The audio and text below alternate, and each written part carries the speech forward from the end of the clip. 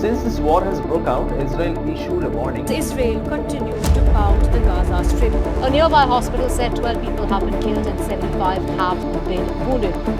It's been over 2 weeks since rockets were first fired by Hamas on Israel, and now thousands of people have died on both sides of the border in the war.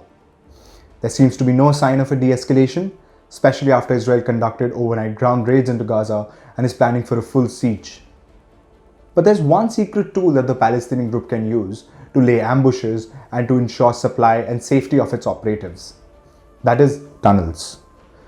Hamas leader Yahya Sinwar has said that there's a 500 kilometer strong network of tunnels that runs in Gaza, and in 2021 the Israeli forces could destroy only 5% of it.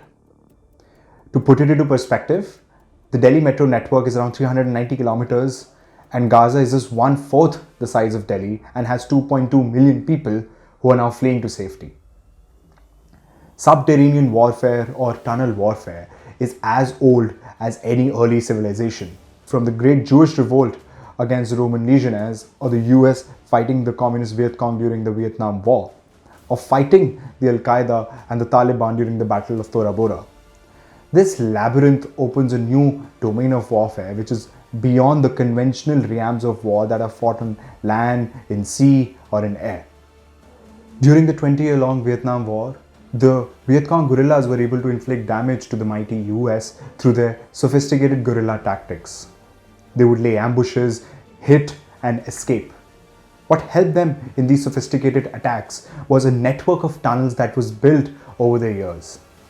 This labyrinth built by the Viet Cong guerrillas helped them to escape or hide from the US long-range reconnaissance and helicopter surveillance missions.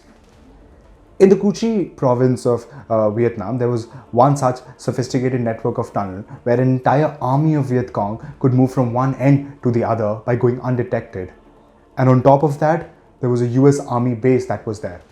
One such diagram actually shows how sophisticated this network of tunnel was that was built by the Viet Cong guerrillas. There were wells, there was a water drainage system, and there were even booby traps. What US did in response? They formed a specialized unit of personnel called the Tunnel Rats to fight the Viet Cong guerrillas, who'd venture into these dark, small labyrinth and fight the Viet Cong guerrillas in hand-to-hand combats and also fight the venomous snakes.